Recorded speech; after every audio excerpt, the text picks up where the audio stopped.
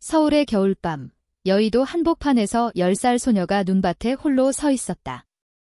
차가운 바람이 소녀의 얇은 외투를 뚫고 들어와 몸을 떨게 했지만 소녀의 눈은 단 하나, 어머니를 기다리는 간절함으로 빛났다.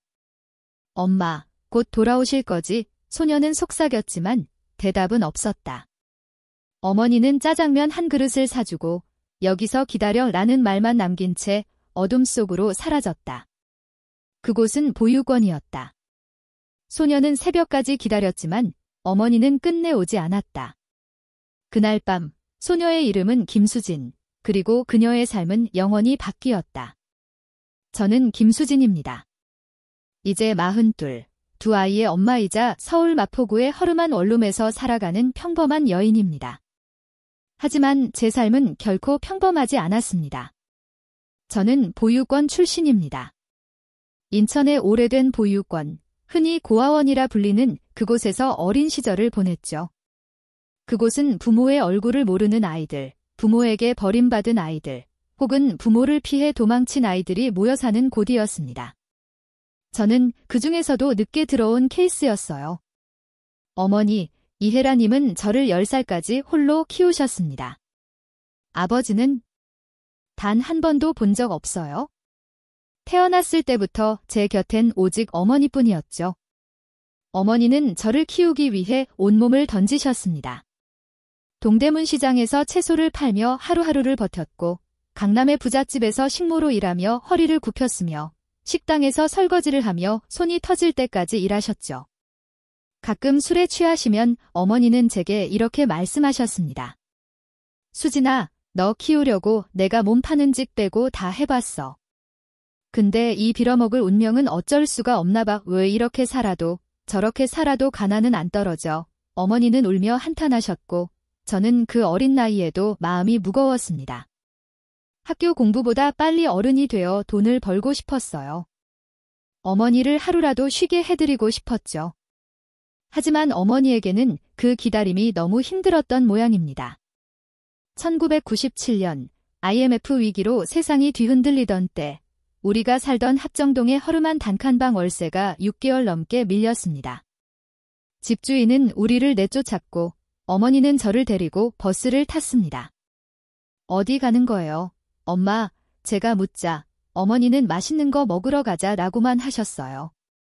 우리는 여의도에 있는 작은 중국집에 도착했습니다. 어머니는 제가 늘 먹고 싶어 했던 짜장면과 군만두를 주문하셨죠. 어린 저는 신이 나서 허겁지겁 먹었습니다. 그 짜장면의 맛, 그 따뜻한 군만두의 향기는 지금도 잊을 수 없어요. 어머니는 아무것도 드시지 않고 그저 저를 물끄러미 바라보셨습니다. 엄마도 드세요. 제가 권했지만 어머니는 아니야, 너 다 먹어. 엄마는 배고프지 않아 라고 하셨죠. 그리고 다시 버스를 탔습니다. 해가 지고 서울의 거리는 컴컴해졌습니다. 어머니는 저를 어떤 큰 건물 앞에 데려가셨습니다. 수진아, 엄마가 배고프니까 화장실 갔다 올게. 여기서 꼼짝 말고 있어. 알았지? 어머니의 목소리는 떨리고 있었습니다. 저는 무서웠어요. 엄마, 저도 갈게요. 저는 어머니의 손을 붙잡았지만 어머니는 무서운 얼굴로 저를 뿌리치셨습니다. 안 돼. 여기서 기다려. 엄마가 안 오면 저기 안에 들어가서 기다리고 있어. 그리고 어머니는 사라지셨습니다. 저는 한참을 기다렸습니다. 새벽이 지나고 날이 밝아도 어머니는 오지 않으셨죠. 보육원 선생님들이 저를 발견했을 때 저는 엉엉 울고 있었습니다. 이름이 뭐니? 엄마는 어디 있니? 라는 질문에 대답할 힘도 없었어요. 10살, 어린 나이였지만 어머니가 저를 버렸다는 걸 직감했습니다. 그 순간 제 가슴에 커다란 구멍이 뚫린 것 같았습니다. 보육원 생활은 쉽지 않았습니다. 인천의 그곳은 낡고 형편이 좋지 않았지만 선생님들과 친구들은 따뜻했어요. 그래도 그 누구도 제 마음의 구멍을 채워주진 못했죠. 입양 가는 아이들은 보통 나이가 어리거나 예쁘고 성격이 밝은 아이들이었습니다. 저처럼 조용하고 어두운 아이는 아무도 원하지 않았어요. 저는 매일 밤 어머니를 생각하며 울다 잠들었습니다. 너를 버린 사람은 엄마가 아니야? 잊어, 수진아. 너는 부모가 없는 거야. 이렇게 스스로를 다독이며 살아갔습니다. 성인이 되어 보육원을 떠난 뒤에도 제 삶은 고달팠습니다. 변변한 학력도, 기술도 없는 저는 할 수 있는 일이 많지 않았죠. 결국 어머니처럼 식모 일을 시작했습니다. 강남의 고층 아파트에서 부잣집을 청소하고 밥을 짓고 그들의 아이들을 돌보며 하루하루를 버텼습니다. 그때 저는 맹세했어요. 절대 어머니처럼 되지 않겠다고. 하지만 운명은 제게 잔인했습니다. 어머니가 했던 일을 제가 그대로 따라하고 있었으니까요. 그러던 어느 날 강남의 한 중국집에서 배달 온 박민호를 만났습니다. 그는 홍대 근처에서 짜장면을 배달하는 청년이었어요. 잘생긴 얼굴은 아니었지만 그의 미소는 따뜻했고 눈빛은 진심이 담겨 있었죠. 어느 날 제가 설거지하던 그릇을 가지러 온 민호가 제게 명함을 내밀었습니다. 유 앞 사거리에 있는 우리 가게에 와요. 서비스 줄게요. 그의 귀가 빨갛게 달아오른 걸 보고 저도 모르게 웃음이 나왔어요. 그날 밤 저는 잠을 이루지 못했습니다. 심장이 두근거렸고 그의 명함을 몇 번이고 들여다봤죠. 주말 저는 용기를 내어 그 중국집을 찾았습니다. 민호는 저를 보자마자 벌떡 일어나 짜장면, 탕수육, 잡채, 꽃빵까지 잔뜩 내왔어요. 이건 다 서비스예요. 그는 무뚝뚝하게 말했지만 사장님이 옆에서 웃으며 놀렸죠. 우리 민호가 첫눈에 반했대요. 민호의 얼굴이 새빨개졌고 저도 덩달아 얼굴이 뜨거워졌습니다. 그날 우리는 어색하게 밥을 먹으며 이야기를 나눴습니다. 민호는 저와 비슷한 삶을 살아왔어요. 부모님은 시골에서 농사를 지으시고 그는 서울로 와서 배달 일을 하며 꿈을 키우고 있었죠. 우리는 몇 번 더 만났습니다. 홍대 거리에서 커피를 마시고 한강에서 영화를 보며 점점 가까워졌어요. 반년 뒤 우리는 혼인신고를 하고 함께 살기 시작했습니다. 결혼식은 없었지만 민호는 제게 이렇게 말했어요. 수진아, 내가 당신 남편이자 부모, 오빠야. 호강은 못 시켜줘도 평생 외롭지 않게 해줄게. 그 말에 저는 아이처럼 울었습니다. 가슴속의 구멍이 조금씩 메워지는 느낌이었어요. 하지만 행복은 오래가지 않았습니다. 민호와 저는 여전히 가난과 싸웠습니다. 마포구의 허름한 원룸에서 두 아이를 키우며 매일 돈 걱정에 시달렸죠. 민호는 중국집 배달을 그만두고 이태원의 일식집에서 요리사로 일하기 시작했습니다. 하지만 월급은 180만 원도 안 됐어요. 그 돈으로는 아이들 학비와 생활비를 감당하기 힘들었습니다. 설상가상으로 어느 비 오는 밤, 민호는 퇴근길에 뺑소니 사고를 당했습니다. 범인은 끝내 잡히지 않았고 민호는 왼쪽 다리를 제대로 쓰지 못하게 됐습니다. 그는 일식집에서도 해고당했고 저는 갑작스레 가장이 되었습니다. 저는 더 이상 식모 일을 할 수 없었습니다. 시간 대비 보수가 너무 적었으니까요. 공장에 들어가거나 대리운전을 할까 고민하던 중 제가 일하던 집의 사모님이 새 일자리를 제안했어요. 수진 씨, 간병인 일 해볼 생각 없어요? 우리 남편 거래처분의 숙모님이 뇌졸중으로 쓰러지셨는데 가족이 없어서 24시간 돌봐줄 사람을 찾고 있대요. 숙식 제공이고 월급이 지금보다 2배야에 저는 망설일 틈도 없이 수락했습니다. 아이들은 이제 중학생이 됐고 민호도 목발로 혼자 움직일 수 있었으니까요. 저를 기다리고 있던 곳은 평창동의 거대한 저택이었습니다. 70억 원이 넘는다는 그 집은 마치 드라마 세트장 같았어요. 3층짜리 저택에는 방이 12개, 고풍스러운 샹들리에, 그리고 북한산을 바라보는 정원이 있었습니다. 그곳에서 저는 최미자 사모님을 돌보게 됐습니다. 그녀는 60대 후반의 노인으로 남편이 세상을 떠난 후 홀로 저택에서 살고 계셨죠. 남편은 부동산 사업가로 수백억 원의 재산을 남겼고 자식이 없는 미자 사모님이 전부 물려받았다고 했습니다. 저를 고용한 사람은 사모님의 조카 최태성과 그의 아내 정은비였습니다. 태성은 40대 중반의 남자였고 어딘지 모르게 교활한 분위기를 풍겼어요. 은비는 20살도 안 돼 보이는 젊은 여성이었는데 명품 옷과 화려한 메이크업으로 치장하고 있었습니다. 그들은 저를 사장님과 작은 사모님지라 부르라 했죠. 우리 숙모님이 뇌졸중으로 몸을 제대로 못 쓰셔. 당신이 숙모님의 손발이 되어줘야 해. 이태성은 웃으며 말했지만 그의 눈은 차가웠습니다.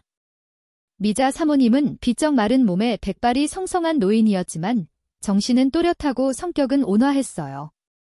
저를 보자마자 어눌한 말투로 앞으로 잘 부탁해요 라고 하셨죠. 이상하게도 그 순간 제 가슴이 따뜻해졌습니다. 저는 곧바로 일을 시작했습니다. 강남의 유명한 한의원에서 약을 지어 와 다려드리고 삼계탕 같은 보양식을 만들어드렸으며 휠체어에 태워 정원에서 산책을 시켰습니다. 사모님의 안색은 점점 좋아졌고 그녀는 제 손을 잡고 고마워, 정말 고마워라며 아이처럼 웃으셨습니다. 심지어 내 딸 같아서 그래라며 돈 봉투를 몰래 쥐어주시기도 했죠. 저는 거절했지만 사모님은 이 늙은이 마음이야라며 고집을 부리셨습니다. 하지만 평온은 오래가지 않았습니다. 어느 날 태성과 은비가 저를 따로 불렀습니다. 수진 씨, 숙모님이 너무 빨리 좋아지고 있어? 그 한의원 약, 이제 그만 먹여. 태성은 단호하게 말했고 은비는 날카로운 눈초리로 저를 쏘아봤습니다. 계속 먹이면 해고야. 알아. 저는 이해할 수 없었어요. 사모님의 건강이 좋아지는 게 왜 문제란 말인가요? 그날 밤 저택에서 일하는 가사도우미 아주머니가 저를 조용히 불러 비밀을 털어놓았습니다. 수진 씨, 모르는 거야? 태성 씨 부부가 사모님 재산을 노리고 들어앉은 거야? 사모님이 빨리 돌아가셔야 재산을 다 물려받을 수 있으니까 당신이 약을 먹이고 정성껏 돌보는 게 못마땅한 거지에. 저는 충격을 받았습니다. 그들은 사모님을 진심으로 걱정하는 척했지만 실은 그녀의 죽음을 바라고 있었던 겁니다.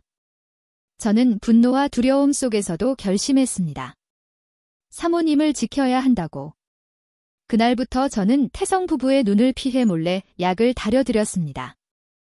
약봉지를 들키지 않기 위해 음료수 병에 담아왔고 사모님의 건강을 위해 마사지와 체조도 병행했죠. 사모님은 점점 더 건강해지셨고 왕진온 의사 선생님은 기적이다라고 감탄하셨습니다. 하지만 그 기적은 태성 부부에게 재앙이었나 봅니다. 그들은 저를 다시 불러 경고했습니다. 너무 정성껏 돌보지 마. 어차피 사모님은 오늘 내일 하는 분이야. 우리 말 잘 들으면 나중에 섭섭지 않게 챙겨줄게. 그들의 말투는 협박에 가까웠습니다. 저는 분노를 삼키며 핸드폰의 녹음 기능을 켰습니다. 이게 증거가 될지도 모른다고 직감했기 때문입니다. 그러던 어느 날 저녁 식사를 준비하던 가사도우미 아주머니가 이상 행동을 보였습니다. 그녀의 손이 덜덜 떨리고 있었고 전복죽을 담은 쟁반을 내밀며 눈을 피했습니다. 아주머니, 무슨 일이에요? 제가 묻자 그녀는 망설이다 결국 털어놓았습니다.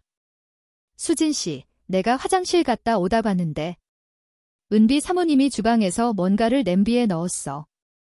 독극물 같았어. 저는 온몸이 얼어붙는 기분이었습니다. 설마 그들이 정말로 사모님을 해치려 한단 말인가요?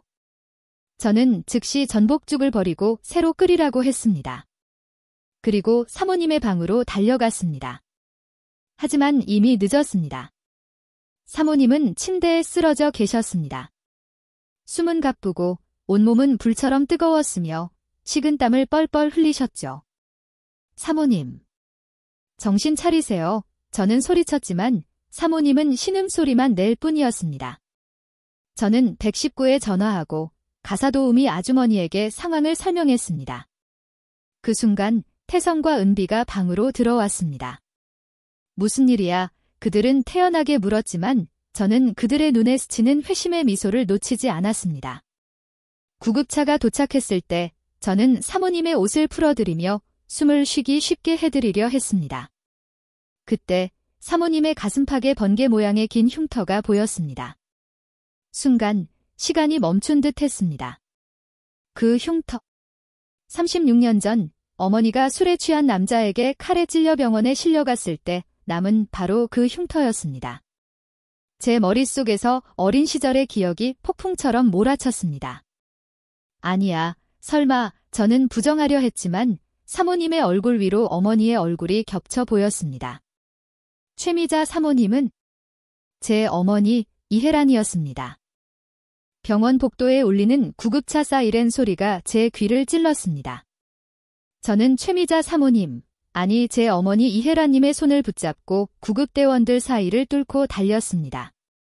그녀의 얼굴은 창백했고 숨소리는 가늘었지만 그 번개 모양의 흉터는 제 머릿속에서 지워지지 않았습니다.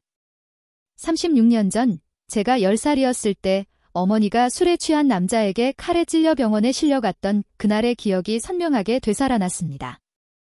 그때 어머니는 저를 끌어안고 수진아, 괜찮아. 엄마 살아날 거야 라고 속삭였죠. 하지만 그 후 어머니는 저를 보육원 앞에 버리고 떠났습니다. 그런데 지금 그 어머니가 내 앞에 이렇게 누워 있었습니다. 엄마. 정말 엄마 맞아요. 저는 속으로 되뇌었지만 입 밖으로 꺼낼 용기는 없었습니다. 병원에 도착한 후 의사 선생님은 다행히 어머니의 상태가 심각하지 않다고 했습니다. 갑작스럽게 추워진 날씨에 몸이 놀란 거예요. 감기 증세도 있고요. 며칠 입원해서 경과를 지켜보면 괜찮아질 겁니다. 그 말을 듣는 순간 저는 안도감과 혼란 속에서 무너져 내렸습니다. 어머니가 살아있다는 사실에 감사했지만 동시에 36년간의 원망과 그리움이 뒤엉켜 가슴을 짓눌렀습니다. 저를 버린 어머니가 왜 지금 평창동의 호화저택에서 수백억 원의 재산을 가진 사모님으로 살고 있는 걸까요? 그리고 최태성과 정은비 부부의 그 회심의 미소는 뭐였을까? 그들이 어머니를 해치려 했다는 의심이 점점 짙어졌습니다. 저는 병원 침대 옆에서 어머니를 지켰습니다. 어머니가 깨어나자마자 제 손을 잡고 다이고 덕분에 살았네. 고마워, 정말 고마워 라며 눈물을 흘리셨습니다. 그 순간 저는 모든 걸 털어놓고 싶었습니다. 엄마, 저예요. 수진이에요. 36년 전에 버린 그 딸, 하지만 입이 떨어지지 않았습니다. 저는 이제 10살 꼬마가 아니라 40의 아줌마였고 보육원에 들어가며 이름을 바꿨으니 어머니가 저를 알아볼 리 없었습니다. 게다가 저 스스로도 준비가 안 됐어요. 어머니를 용서할지, 미워할지, 아니면 그냥 모르는 척할지 결정하지 못했으니까요. 병원에서 며칠을 보내며 저는 어머니를 정성껏 돌봤습니다. 삼계탕을 끓여드리고 홍삼즙을 챙겨드리며 어머니가 좋아하시는 따뜻한 차를 준비했습니다. 어머니는 점점 기력을 되찾으셨고 저를 보며 너 같은 딸이 있었으면 좋았을 텐데 라고 하셨습니다. 그 말은 제 가슴을 찔렀습니다. 저는 웃으며 사모님, 너무 잘해주셔서 제가 오히려 부끄럽네요 라고 대답했지만 속으로는 눈물이 차올랐습니다. 병원에서 돌아온 뒤 평창동 저택에서의 생활은 더 긴장감이 돌았습니다. 태성과 은비는 저를 더 날카롭게 감시했습니다. 어느 날 태성이 저를 따로 불러 말했습니다. 김수진 씨, 우리 숙모님이 너무 건강해지는 것 같아요. 약은 이제 그만 먹여요.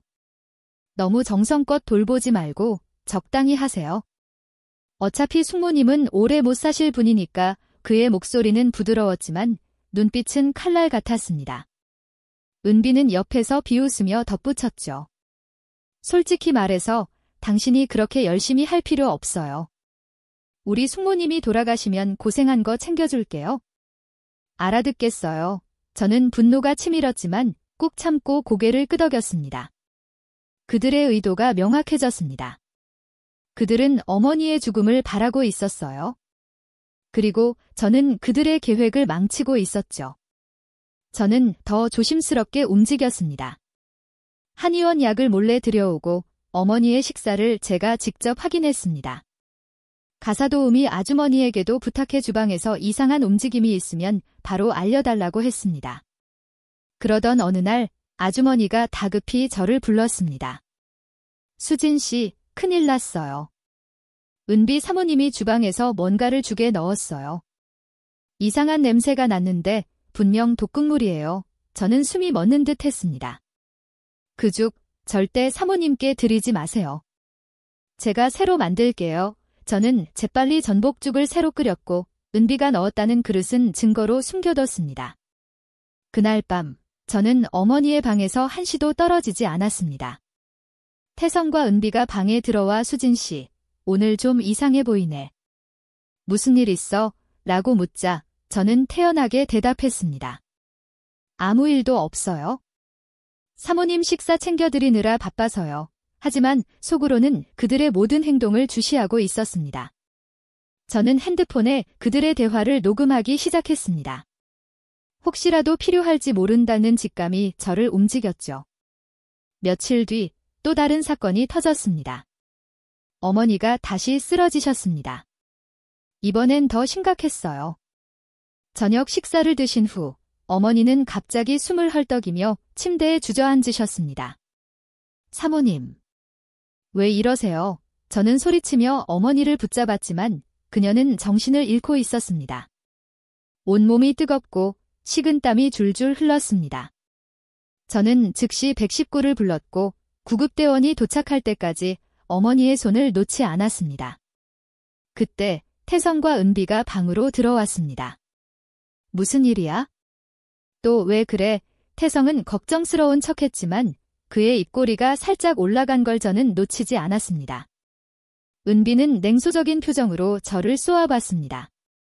구급대원이 어머니를 병원으로 옮기는 동안 저는 어머니의 옷을 정리하며 다시 그 흉터를 보았습니다. 번개 모양의 그 상처는 의심의 여지를 없애줬습니다. 최미자 사모님은 제 어머니 이혜란이었습니다. 병원에서 의사는 다행히 어머니가 단순 감기로 인한 쇼크였다고 했지만 저는 확신했습니다. 태성과 은비가 뭔가를 했을 거라고. 저는 가사도우미 아주머니에게 전복죽 그릇을 검사해달라고 부탁했고 결과는 충격적이었습니다. 그 안에서 미량의 독극물이 검출된 거예요. 저는 분노와 두려움 속에서 결심했습니다. 어머니를 지켜야 한다고. 그리고 그 순간 저는 더 이상 참을 수 없었습니다. 병원 복도에서 어머니가 깨어나 제 손을 잡았을 때 저는 눈물을 흘리며 외쳤습니다. 엄마. 저예요, 수진이. 36년 전에 여의도에서 버린 그 딸이에요. 어머니의 눈이 커졌습니다. 그녀는 떨리는 손으로 제 얼굴을 쓰다듬으며 수진이, 정말 내 수진이야, 라고 속삭였습니다. 우리는 서로를 끌어안고 펑펑 울었습니다. 어머니는 미안하다고, 절대 저를 잊은 적 없다고, 하지만 용기가 없어 찾지 못했다고 했습니다. 너를 버린 날, 내가 살아있는지 죽은지도 몰랐어. 매일 너를 생각하며 살았어. 어머니의 말은 제 가슴을 찢었지만 동시에 따뜻하게 감쌌습니다. 어머니가 퇴원한 후 저택에서의 분위기는 더 살벌해졌습니다.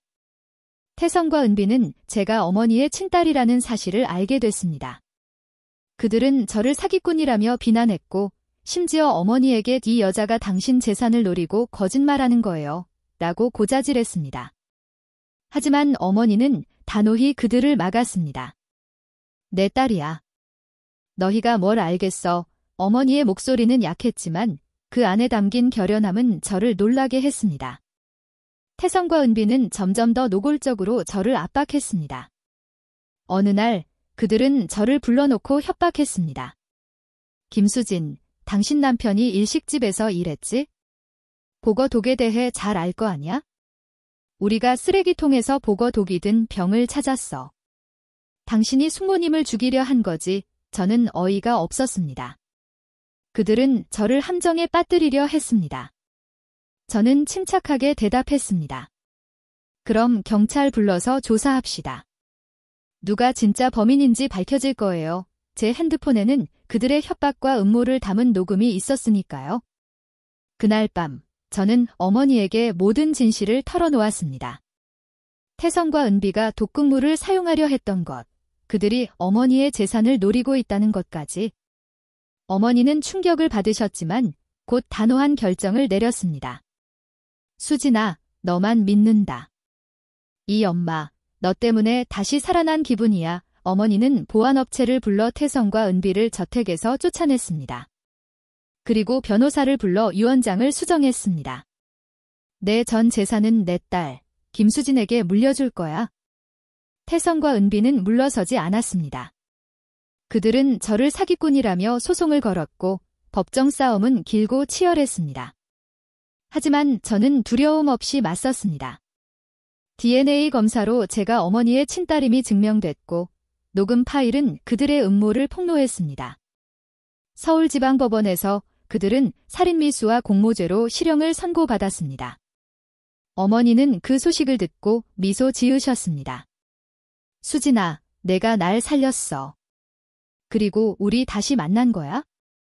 어머니는 퇴원 후 저와 더 많은 시간을 보냈습니다.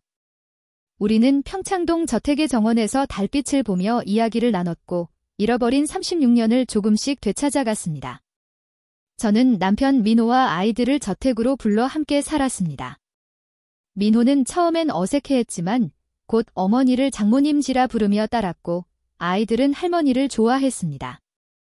어머니의 얼굴엔 어느새 웃음꽃이 피어났습니다. 뇌졸중의 후유증은 남았지만 어머니는 혼자 밥을 드실 수 있을 정도로 회복하셨습니다.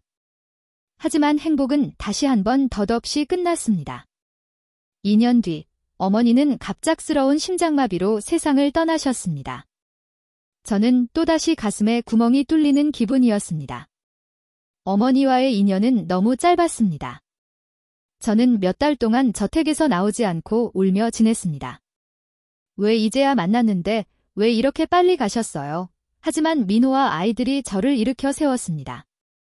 여보, 어머니는 당신이 행복하길 바라셨어. 우리 아이들 위해서라도 다시 일어나야지. 민호의 말에 저는 다시 힘을 냈습니다. 어머니가 남긴 재산으로 저는 홍대에 작은 일식집을 열었습니다. 민호는 목발을 짚고도 요리사로 돌아왔고 저는 아이들의 미래를 위해 자산을 투자했습니다. 저는 매일 밤 달빛 아래서 어머니를 떠올립니다. 엄마, 저 잘 살고 있어요. 고마워요. 그리고 사랑해요. 어머니의 장례식이 끝난 뒤 평창동 저택은 텅 빈 성처럼 느껴졌습니다. 이혜라님, 아니 최미자 사모님이 떠난 자리에는 고요함만이 가득했어요. 저, 김수진은 42의 나이에 다시 고아가 된 기분이었습니다. 어머니와 재회한 인연은 꿈처럼 짧았고 그 꿈이 깨진 지금 제 가슴에는 다시 커다란 구멍이 뚫려 있었습니다. 매일 밤 저는 저택의 정원에 서서 북한산을 바라보며 달빛 아래 어머니를 떠올렸습니다. 엄마, 왜 이렇게 빨리 가셨어요? 저 이제 혼자 뭘 해야 하나요? 하지만 대답은 바람 소리뿐이었습니다. 어머니가 떠난 후 저는 몇 달 동안 방 안에 틀어박혀 지냈습니다. 아이들은 학교에 가고 남편 박민호는 목발을 짚으며 저를 위로하려 했지만 저는 아무것도 하고 싶지 않았어요. 밥을 먹는 것도, 잠을 자는 것도, 심지어 숨 쉬는 것조차 귀찮았습니다. 어머니가 남긴 재산, 그 70억 원이 넘는 저택과 수백억 원의 자산은 저를 더 무겁게 짓눌렀습니다. 이 돈이 뭐라고?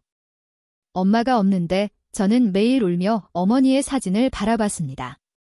그 사진 속에서 어머니는 미소 짓고 있었지만 저는 그 미소가 점점 더 멀게 느껴졌습니다. 민호는 그런 저를 더 이상 두고 볼 수 없었나 봅니다. 어느 날 그는 저를 끌어안고 말했습니다. 수진아, 어머니는 당신이 행복하길 바라셨어. 이렇게 무너져 있으면 어머니가 하늘에서 얼마나 마음 아프시겠어? 우리 아이들, 그리고 우리를 위해서라도 다시 일어나야지. 그의 말은 제 가슴을 찔렀습니다. 아이들, 지민이와 예린이는 매일 저를 보며 걱정 어린 눈빛을 보냈습니다. 엄마, 할머니가 우리 보고 웃으라고 하셨잖아요. 예린이의 말에 저는 결국 눈물을 삼키고 고개를 끄덕였습니다. 어머니가 저를 위해 마지막 힘을 다해 살아내셨던 것처럼 저도 가족을 위해 다시 일어서야 했습니다. 저는 어머니가 남긴 유산을 정리하기 시작했습니다. 변호사와 상의하며 저택과 재산을 점검했어요. 어머니는 유언장에서 모든 것을 저에게 물려주셨고 심지어 최태성과 정은비 부부가 소송을 걸어도 제 권리가 흔들리지 않도록 법적 장치를 마련해 두셨습니다. 하지만 그 돈은 저에게 부담이었습니다. 저는 가난한 삶에 익숙했고 갑작스럽게 얻게 된 부는 낯설고 두려웠습니다. 민호와 상의 끝에 우리는 재산의 일부를 아이들의 미래를 위해 투자하기로 했습니다.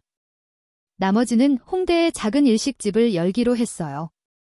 민호는 사고 후유증으로 다리를 절었지만 요리만큼은 여전히 그의 열정이었습니다.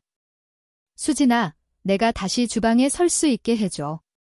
어머니가 준 기회잖아. 그의 말에 저는 힘을 얻었어요. 일식집은 홍대의 좁은 골목에 자리 잡았습니다. 혜란이라는 이름으로 문을 열었죠. 어머니의 이름을 따서 지은 가게는 민호의 손맛이 담긴 스시와 우동으로 금세 입소문을 탔습니다. 저는 종업원으로 일하며 손님을 맞았고 아이들은 방과 후 가게에 들러 숙제를 하거나 접시를 닦으며 도왔습니다. 처음엔 어색했던 저택생활도 점점 익숙해졌습니다. 지민이와 예린이는 저택의 넓은 방에서 뛰놀며 웃었고 민호는 어머니가 좋아하셨던 정원에서 아이들과 함께 꽃을 심었습니다. 여보, 어머니가 우리를 지켜보고 계실 거야. 민호의 말에 저는 미소 지었습니다. 하지만 평온은 오래가지 않았습니다. 태성과 은비가 감옥에서 풀려났다는 소식이 들려왔어요. 그들은 살인미수와 공모죄로 징역 3년을 선고받았지만 감형을 받아 2년 만에 출소한 겁니다. 변호사는 그들이 다시 소송을 준비 중일지도 모른다고 경고했습니다. 그들은 여전히 사모님의 재산을 노리고 있을 겁니다. 조심하세요. 저는 두려웠지만 어머니가 남긴 녹음 파일과 DNA 검사 결과가 여전히 제 손에 있었기에 마음을 다잡았습니다. 어느 날 홍대 가게에서 손님을 맡고 있는데 낯익은 얼굴이 문을 열고 들어왔습니다. 태성이었습니다. 그는 예전에 그 교활한 미소를 지으며 말했어요. 수진 씨, 오랜만이네요.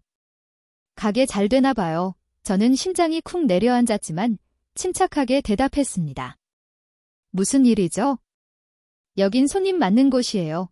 태성은 테이블에 앉으며 느물느물 말했습니다. 그냥 우리 숙모님 재산 좀 나눠달라고 온 거예요. 내가 그 집에서 얼마나 고생했는데 다 당신이 독차지하다니 좀 불공평하지 않아. 그의 말에 저는 분노가 치밀었지만 참았습니다. 태성 씨, 법원이 이미 결정을 내렸어요. 더 이상 할 말 없으면 나가주세요. 그 순간 은비가 문을 열고 들어왔습니다. 그녀는 여전히 화려한 옷차림이었지만 눈빛은 더 날카로워져 있었습니다. 김수진, 당신이 진짜 그 딸인지 아직도 의심스러워. 우리 변호사가 알아봤어. DNA 검사도 조작할 수 있다고 하더라. 저는 코웃음을 치며 대답했습니다. 그럼 또 소송하세요. 이번엔 녹음 파일을 전국에 공개할까요?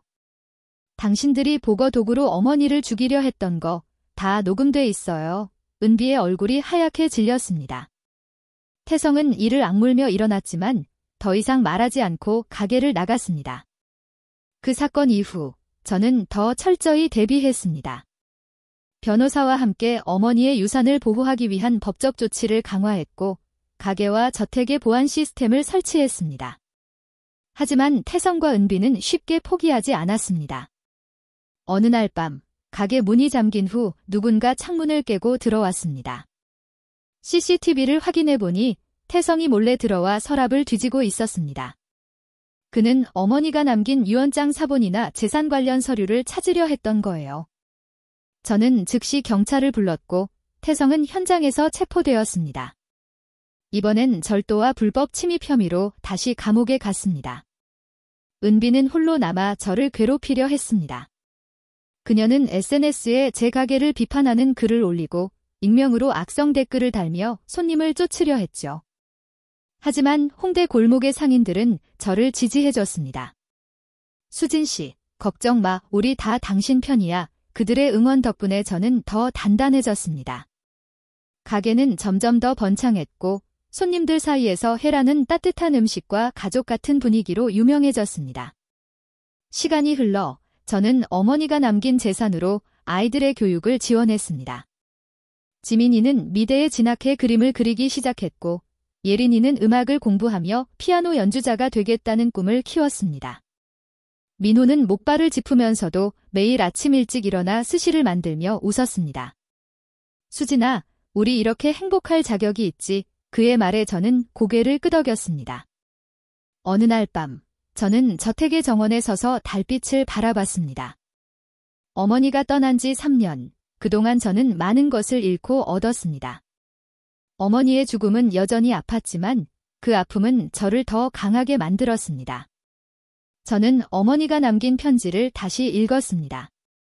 수진아, 내가 행복하면 엄마도 행복할 거야. 절대 포기하지 마. 그 말을 가슴에 새기며 저는 다짐했습니다. 어머니가 준 두 번째 기회를 절대 낭비하지 않겠다고. 홍대의 해라는 이제 지역 명소가 되었습니다. 손님들은 스시를 먹으며 저와 민호의 이야기를 듣고 때로는 눈물을 흘리며 공감했습니다. 저는 가끔 가게 문을 닫은 뒤 아이들과 함께 저택으로 돌아가 정원에서 달빛을 봅니다. 그때마다 어머니의 목소리가 들리는 듯합니다. 수진아, 잘했어. 내 딸, 정말 잘했어. 저는 미소 지으며 속삭입니다. 엄마, 저 행복해요. 고마워요. 서울의 달빛은 여전히 밝았습니다. 그리고 그 빛 아래 저는 어머니와의 약속을 지키며 살아가고 있습니다. 서울의 달빛이 홍대 골목을 비추던 밤, 저는 해란의 문을 잠갔다. 손님들이 떠나고 가게 안은 고요했다. 박민호는 주방에서 마지막 접시를 닦으며 미소 지었다. 수진아, 오늘도 매출 좋았어. 어머니가 하늘에서 웃고 계실 거야. 그의 말에 저는 고개를 끄덕였지만 마음 한구석엔 여전히 불안이 남아있었다. 최태성과 정은비 부부가 다시 나타난 이후 저는 늘 경계하며 살았다. 그들은 감옥에서 풀려난 뒤에도 포기하지 않고 어머니 이혜란, 아니 최미자 사모님이 남긴 재산을 노렸다. 법정 싸움에서 패하고 절도 혐의로 다시 체포된 태성이었지만 은비는 여전히 자유로웠고 그녀의 악의적인 행동은 멈추지 않았다. SNS에 악성 댓글을 퍼뜨리고 가게 앞에서 소란을 피우며 손님을 쫓으려 했다. 하지만 홍대의 상인들은 저를 지지했다. 수진 씨, 걱정 마. 우리 다 당신 편이야. 그들의 따뜻한 말 덕분에 저는 버텼다. 그래도 어머니가 떠난 지 3년, 저는 매일 밤 달빛 아래서 어머니의 편지를 다시 읽으며 다짐했다. 엄마, 저 포기하지 않을게요. 약속해요. 어머니가 남긴 유산은 단순한 돈이 아니었다. 그건 저를 다시 일으켜 세운 힘, 그리고 가족을 지키라는 명령이었다. 저는 지민이와 예린이의 미래를 위해, 그리고 민호의 꿈을 위해 그 돈을 아껴 썼다. 홍대의 해라는 이제 지역 명소가 됐다. 민호의 스시는 손님들의 입맛을 사로잡았고 저는 가게에서 손님들과 이야기를 나누며 웃었다. 지민이는 미대에서 그림을 그리며 꿈을 키웠고 예린이는 피아노 연주자가 되겠다고 연습에 몰두했다. 저택에서의 생활도 점점 익숙해졌다. 아이들은 저택의 넓은 정원에서 뛰놀았고 민호는 어머니가 좋아했던 장미를 심으며 말했다. 수진아, 어머니가 우리를 보고 계셔. 이 정원에서 우리 행복을 지켜주실 거야. 저는 그 말을 믿었다. 하지만 평온은 또다시 깨졌다. 어느 날 아침, 가게로 배달된 익명의 편지가 문 앞에 놓여 있었다. 봉투 안에는 한 장의 종이와 오래된 사진이 들어 있었다. 사진 속에는 어린 제가 어머니의 손을 잡고 웃고 있었다. 종이에는 이렇게 적혀 있었다. 김수진, 내가 진짜 그 딸인지 다시 생각해봐. 진실은 아직 밝혀지지 않았어. 글씨는 낯익었다. 은비였다. 저는 손이 떨렸다. DNA 검사와 법원의 판결로 이미 모든 게 증명됐는데 왜 그녀는 멈추지 않는 걸까? 저는 즉시 변호사에게 전화했다. 은비가 또 무슨 짓을 꾸미고 있어요? 어떻게 해야 하나요? 변호사는 차분히 대답했다. 수진 씨, 그들은 돈이 필요해서 필사적이에요. 하지만 증거가 우리 손에 있으니 걱정하지 마세요. 다만 조심해야 해요. 은비는 교활한 여자니까. 그날 밤 저는 민호와 아이들에게 상황을 설명했다. 민호는 화를 내며 말했다. 그 사람들이 감히 우리 가족을 건드려? 내가 가만 안 놔둬. 하지만 저는 고개를 저었다. 민호야, 우리 싸움은 법으로 해야 해. 그들이 원하는 건 우리가 무너지는 거야. 아이들은 겁에 질린 눈으로 저를 봤다. 지민이가 물었다. 엄마, 할머니가 준 돈 때문에 우리 계속 이렇게 살아야 해. 그 말에 가슴이 아팠다. 아이들에게까지 이런 부담을 지우고 싶지 않았다. 저는 아이들을 끌어안고 말했다. 아니야, 얘들아. 엄마가 다 지킬게. 할머니도 우리를 지켜주실 거야. 이 다음 날, 저는 가게의 보안 시스템을 강화하고 저택의 경비원을 추가로 고용했다. 은비의 위협은 단순한 겁주기가 아니었다. 며칠 뒤, 가게로 이상한 남자가 찾아왔다. 그는 후드를 쓰고 있었고 말을 걸자마자 퉁명스럽게 말했다. 김수진 씨 맞죠? 정은비가 보내서 왔어요. 그 재산 절반만 내놔요. 그러면 다 끝낼게요. 저는 침착하게 대답했다. 증거 있으면 경찰서로 가져오세요. 아니면 나가세요. 남자는 이를 악물고 나갔지만 저는 등골이 서늘했다. 은비는 이제 제3자를 끌어들여 협박하고 있었다. 저는 즉시 경찰에 신고했고 CCTV 영상을 제출했다. 경찰은 그 남자를 추적했지만 그는 이미 도망친 뒤였다. 은비는 여전히 어둠 속에 숨어 있었다. 그 와중에 지민이가 미대에서 이상한 일을 겪었다. 누군가 그의 스케치북에 너희 엄마는 사기꾼이야 라고 적힌 쪽지를 붙여놓았다. 예린이도 음악학원에서 비슷한 괴롭힘을 당했다. 익명의 메시지가 학원 게시판에 올라왔다. 김예린의 엄마는 돈을 훔친 도둑이다. 저는 분노와 두려움으로 떨었다. 이건 단순한 재산 다툼이 아니었다. 은비는 우리 가족 전체를 공격하고 있었다. 저는 아이들을 보호하기 위해 학교와 학원의 상황을 설명하고 추가 보안을 요청했다. 하지만 마음은 무거웠다. 엄마, 왜 우리한테 이런 일이 생겨? 예린이가 울며 물었다. 저는 아무 말도 할 수 없었다. 어머니의 재산은 축복인 줄 알았지만 이제는 저주처럼 느껴졌다. 저는 결심했다. 이 싸움을 끝내려면 은비를 정면으로 맞서야 한다. 변호사와 상의한 끝에 저는 은비를 직접 만나기로 했다. 그녀가 자주 출몰한다는 강남의 한 카페로 찾아갔다. 은비는 예상대로 거만한 표정으로 앉아 있었다. 김수진, 용기 있네. 무슨 용건이야? 그녀는 비웃으며 물었다. 저는 차갑게 대답했다. 은비 씨, 이제 그만해요. 어머니의 재산은 내 거예요. 법이 그렇게 결정했어요. 더 이상 괴롭히면 당신이 더 큰 대가를 치를 거예요. 은비는 코웃음을 쳤다. 너야말로 사기꾼 아니야? 그 DNA 검사, 내가 다시 조사해 볼 거야.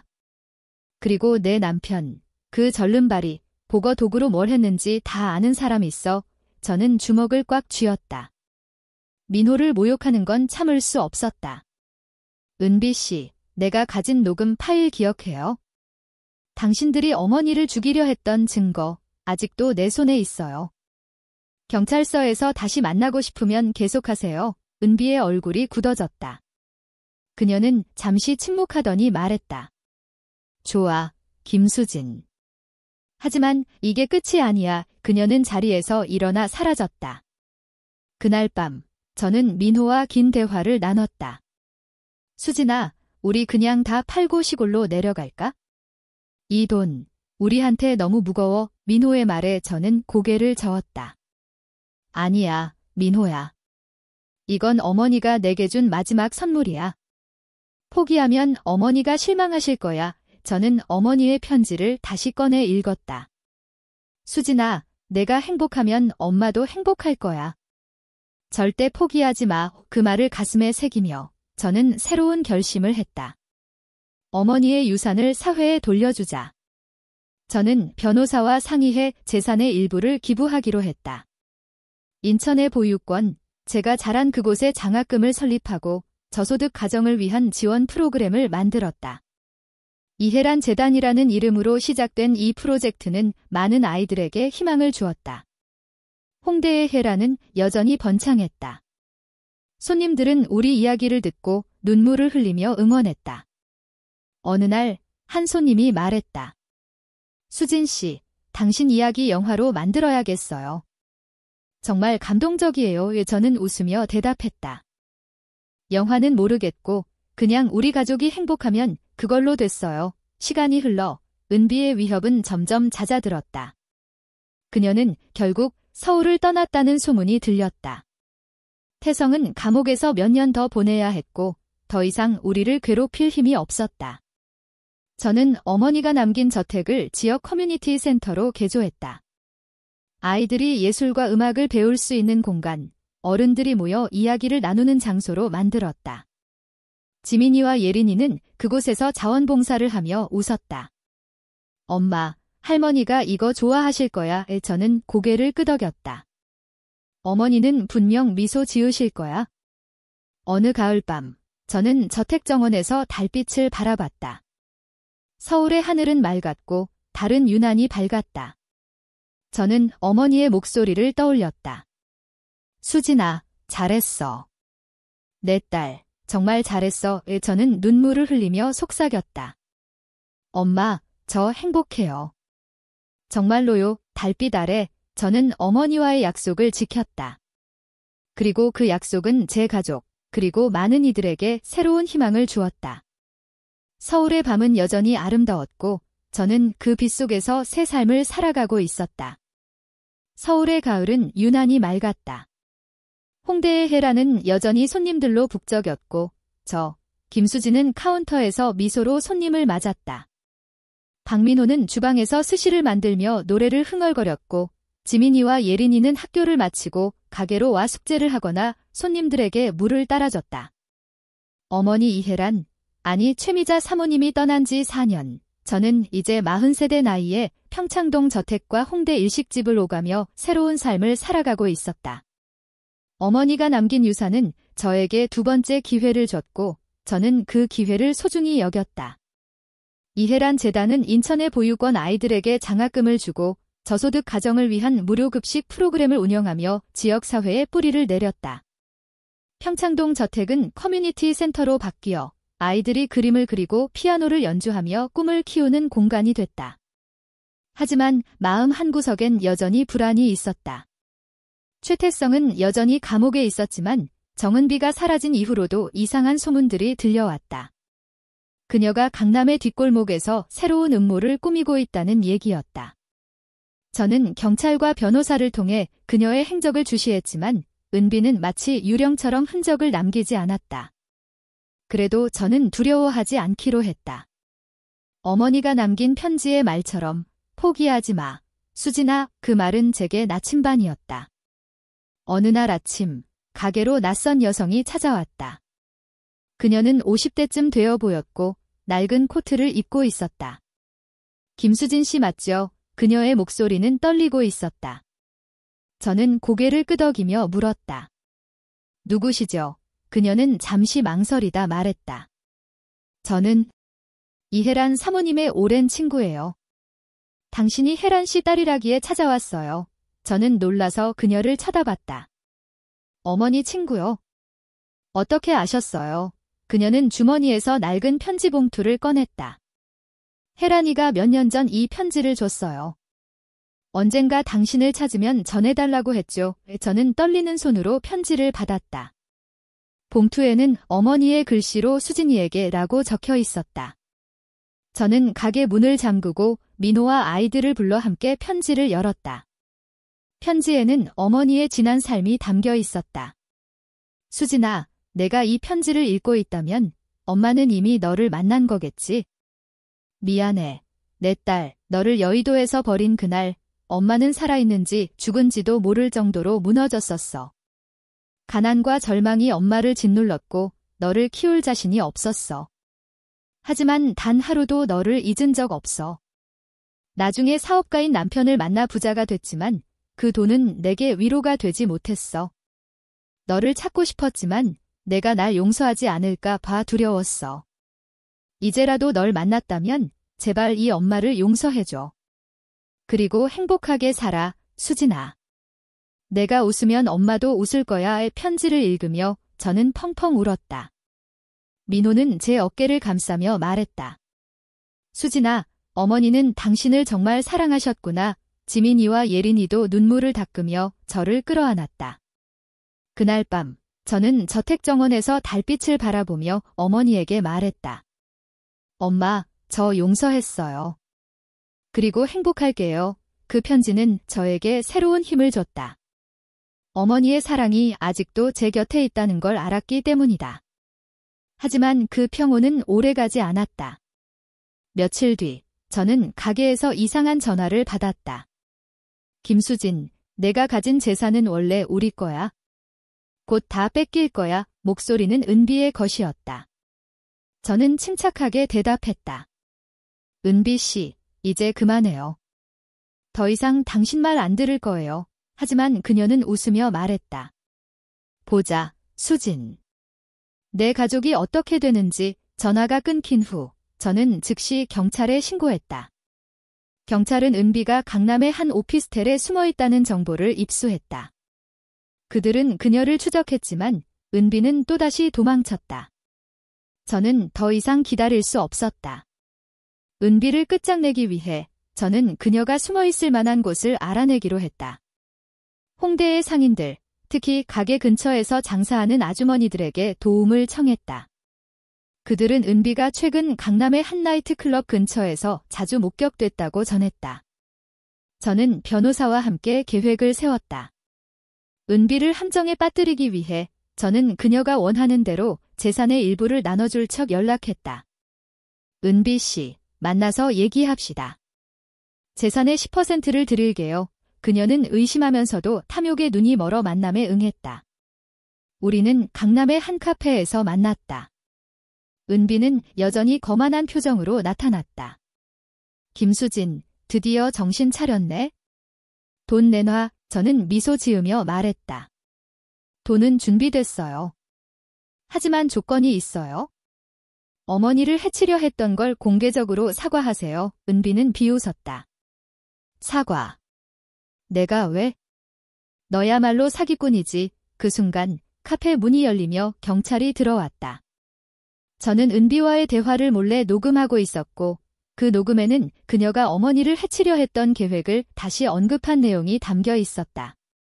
경찰은 은비를 협박과 공갈 혐의로 체포했다. 그녀는 끌려가면서 소리쳤다. 김수진, 이게 끝이 아니야. 하지만 저는 더 이상 두렵지 않았다. 법정에서 은비는 추가 징역을 선고받았다. 그녀와 태성은 더 이상 저를 괴롭힐 힘이 없었다. 그 사건 이후 저는 완전히 자유로워졌다. 이해란 재단은 점점 더 커졌다. 저는 보육원 출신 아이들을 위한 예술 캠프를 열었고 저소득 가정의 아이들에게 무료 음악 수업을 제공했다. 지민이는 자신의 그림을 재단 전시회에 내놓으며 자랑스러워했고 예린이는 피아노 연주로 지역대회에서 상을 받았다. 민호는 혜란의 메뉴를 확장해 새로운 요리를 개발하며 손님들을 놀라게 했다. 저는 가끔 저택의 커뮤니티 센터에서 아이들과 함께 시간을 보냈다. 그곳에서 아이들이 웃고 노래하고 그림을 그리는 모습을 보면 어머니가 곁에 있는 듯 했다.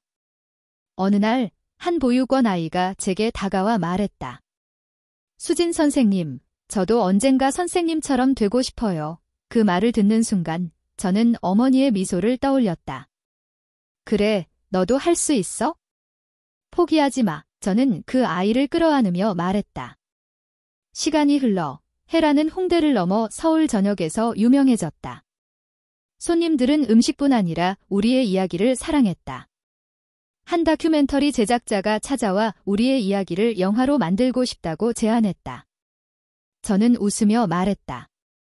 영화는 모르겠고 그냥 우리 가족이 행복하면 그걸로 충분해요. 하지만 민호는 농담으로 말했다.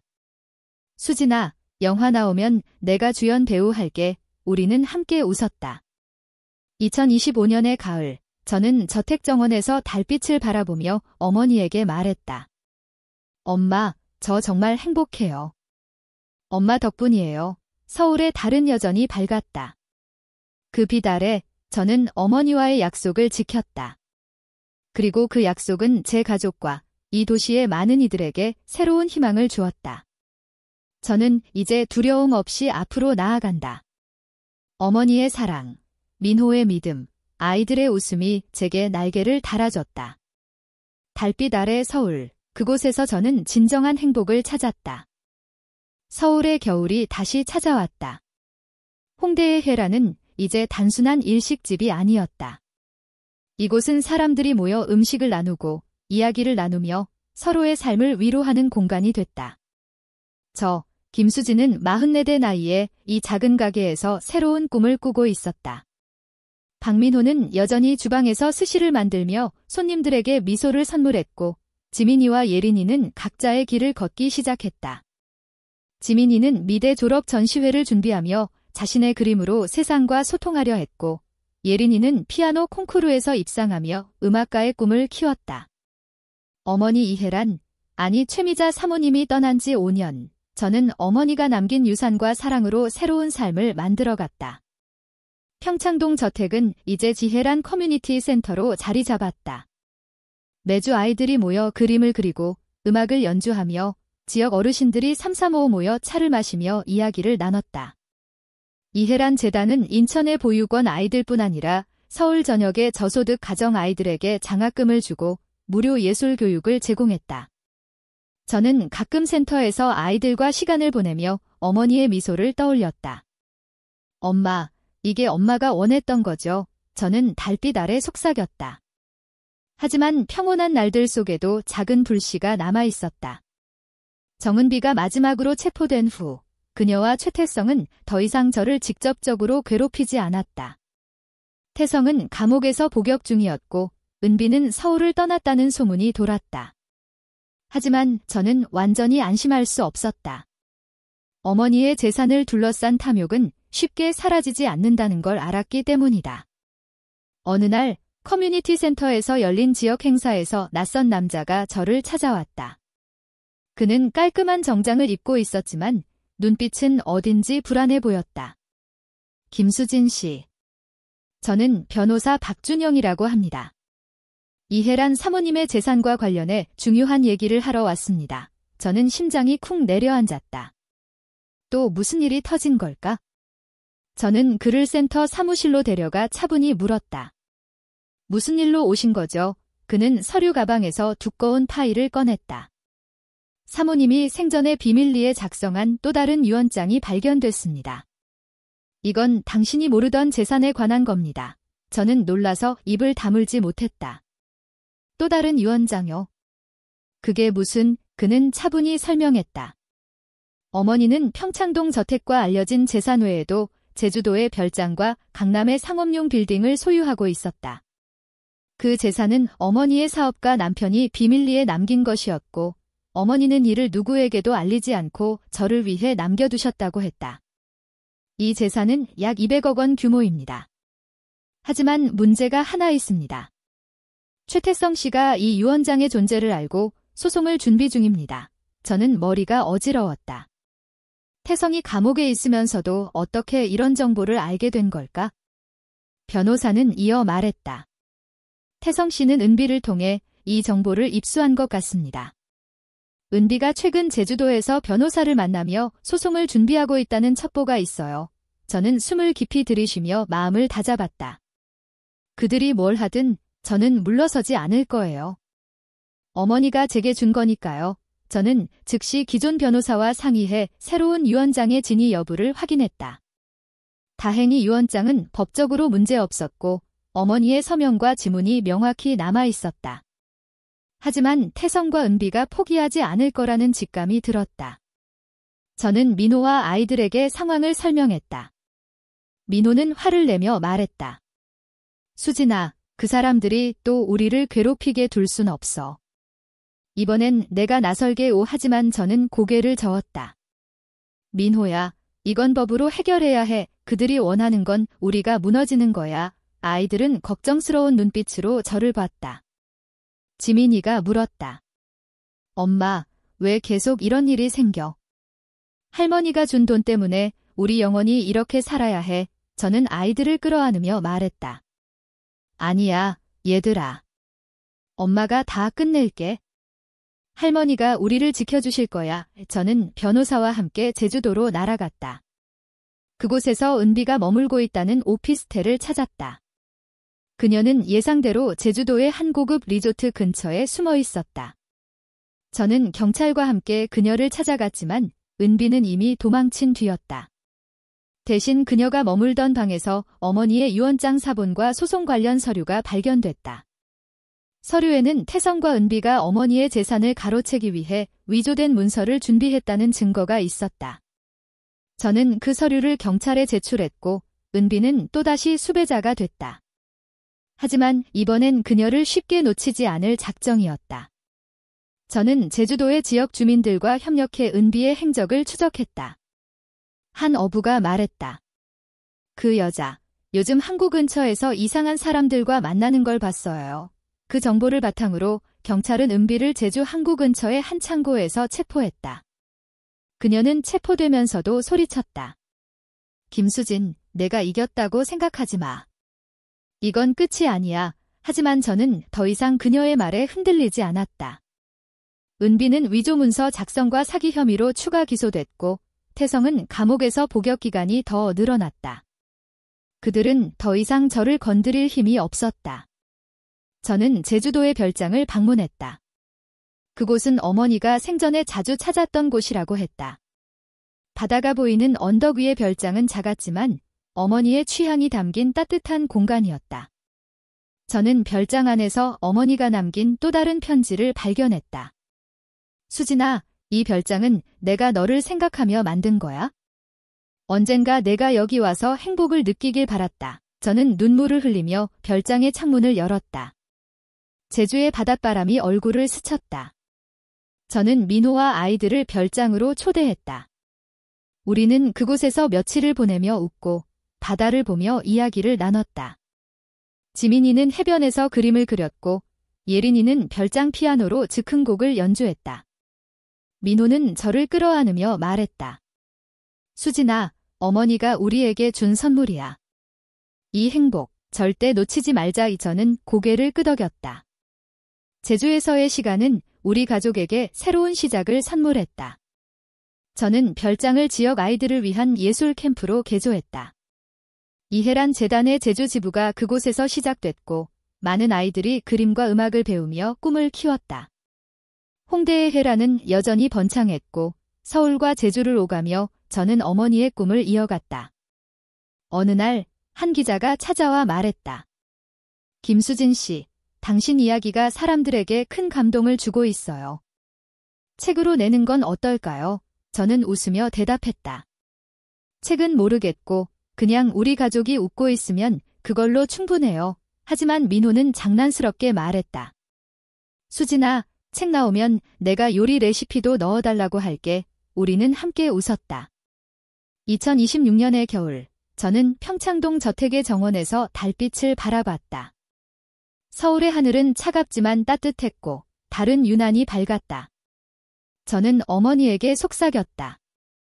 엄마, 저 정말 행복해요. 엄마 덕분이에요. 달빛 아래 저는 어머니와의 약속을 지켰다. 그 약속은 제 가족뿐 아니라 많은 이들에게 희망을 주었다. 서울의 밤은 여전히 아름다웠고 저는 그 빛 속에서 새로운 꿈을 꾸고 있었다.